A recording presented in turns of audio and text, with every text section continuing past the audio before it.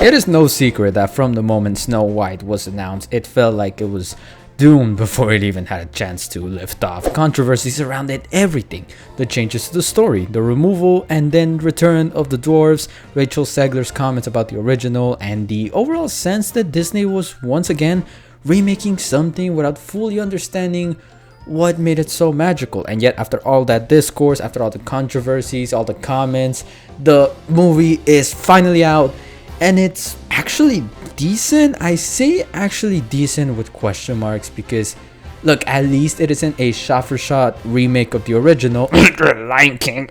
But at the same time, it doesn't do anything to make it memorable. Instead, it exists somewhere in that awkward middle ground, trying to be faithful yet modern, nostalgic yet new, traditional yet submersive. And while it doesn't fail completely, it doesn't exactly succeed either. So we're going to break down the good, the bad, the what the hell, and let's not waste any more time. Let's just dive right in.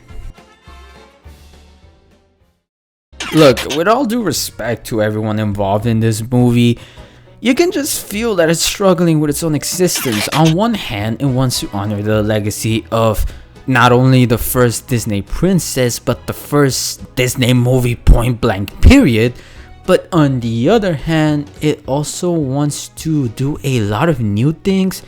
And some are for the better, don't get me wrong, but some are just weird. Like, look, in the original, it never made sense to me that Snow White would leave with a prince that she met for like 5 minutes and was also like 10 years older than her. So here, instead of having a prince, they have a bandit who is trying to bring back Snow White's kingdom to when it was ruled by Snow White's father, who was the king. It's a lot. But on the other hand, you also have the original story of the queen being jealous of Snow White's good looks. It's like it wants to be two films in one. Look, the first, I want to say, 30 minutes of this movie is Snow White. You have the evil queen, the well of wishes. She goes outside, the hunter tries to kill her, you find the dwarves. Good. But then the next, again, like 30 minutes, it's a completely new movie, because Snow White goes off to the forest, runs into the bandit again, and this group of other bandits who, counting her love interest, whose name is Jonathan, by the way, I forgot to mention that, counting her love interest is 7 bandits. Do you see where I'm getting at here?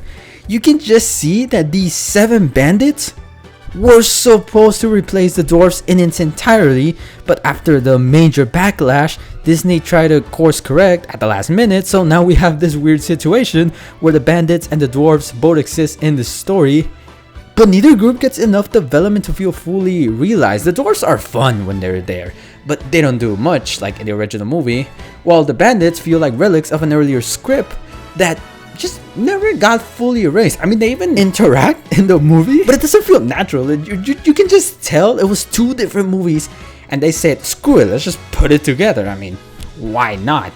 Beyond that, the core story beats are still there. The evil queen wants Snow White gone, like I just mentioned.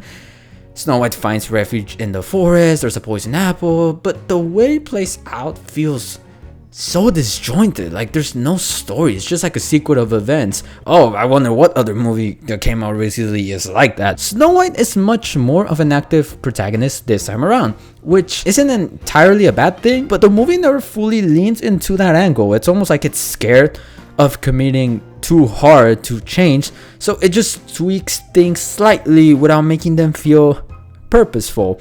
And then you have the ending, which is very different. Without spoiling too much, it takes a big departure from the original film, and I don't know if it's in a way that feels natural. It's less about storytelling and more about making a statement, which I kind of get. You should be able to give a good message, because the original, I don't even know what the message of the original is, but instead of reinterpreting the story in a meaningful way, it just changes things for the sake of being different. And the ending they give to the evil queen here, I don't know if I like this or her getting squashed by a rock by the dwarfs in the original. I'm not gonna lie, I really wanted to see the dwarfs going berserk after seeing Snow White dead, but it didn't happen. When remaking the story of the first ever Disney princess, well, not easily, but the hardest part is obviously going to be casting that Disney princess. And here you have Rachel Zegler playing Snow White. There was a lot of discourse about her leading up to this movie, you know, the controversies, we already talked about it. But if we set all of that aside and just judge her performance, she's actually pretty solid. She captures the warmth and kindness you'd expect from Snow White, and her singing is easily one of the film's highlights. She doesn't reinvent the character in a way that will make her specific version an all-time great Disney princess. I mean, Snow White is already famous as hell, but she does a fine job with what she's giving. She's not the problem. It's just the whole process behind the movie was freaking hell. On the other hand, you have Gal Gadot as the evil queen, and look, I don't want to be negative, you know, she already gets a lot of hate, but it's just like she couldn't decide if she wanted to go full cartoonish menace or just not try at all. One moment she's chewing the scenery, the next she sounds like she's reading her lines of a cue card. This is the evil queen, like the very first Disney villain, and yet she doesn't feel as menacing or captivating as she should. And you know, the supporting casts are fine, nobody particularly stands out, but nobody drags the movie down either. The dwarves, despite their limited presence and their uncanny looking ass CGI, bring some humor and personality, while the bandits exist. Realistically, there's only like 2 of them apart from Jonathan that actually talk, but again, you can just tell they were supposed to be more important in an earlier version of the movie, but their role got scaled back. Honestly, for the better, they're not that interesting. Disney's live action remakes always have high production value. I mean, they're expensive as hell, and here it's no exception. There's big sets, there's some detailed costumes, and it has that glossy fairy tale look. But the CGI, I don't know, especially on the dwarves. The animals are very expressive, which is something that The Lion King, again, couldn't do. But the dwarves, the first time you see them, they take you out. But then, you know, you get used to it. But at the same time, while I do think there's good sets, there's also some that look fake. You know, the forest, for example, it never feels like a real forest, just a very expensive a bunch of grass with a green screen on the back. And it's weird because there's a point in the movie where Rachel Zegler has like wet hair and it looks natural, but then her hair dries up and then she goes back to like this Snow White wig, and it looks so fake. Especially the costume looks, actually, yeah, the dress looks like a Halloween costume.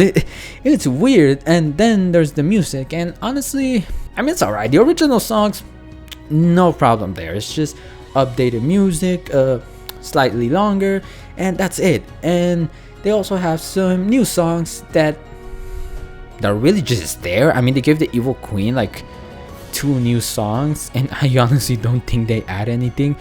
But to be fair, the only song I truly remember from the original is the dwarf singing Hi Ho, and that's because that song is an absolute banger. But yeah, the music, the songs, they're functional, sure. But apart from the old ones, obviously the old ones, they're iconic. But the new ones, you can honestly just forget them as soon as they end. Snow White, while not horrendous, is also not that memorable. It's not as soulless as remakes such as The Lion King or baffling bad as Pinocchio, but it's also not as strong as The Jungle Book or the Aladdin remake. Instead, it's a movie that wants to be both nostalgic and new, and because it refuses to commit to one clear direction, it ends up being kind of nothing. It's watchable, it has some redeeming qualities, but also never justifies its own existence. If you go in with, I wouldn't say low to mid expectations, you will be entertained. It's a movie that will keep you busy for around 2 hours, but after it ends, you can just move on with your life. I'm going to give the live action remake of Snow White a 5.8 out of 10. Again, it's another entry in Disney's ongoing experiment with nostalgia-fueled remakes. It's not the worst, it's not the best, just another one of the lineup, and honestly, that might be the most disappointing thing out of everything.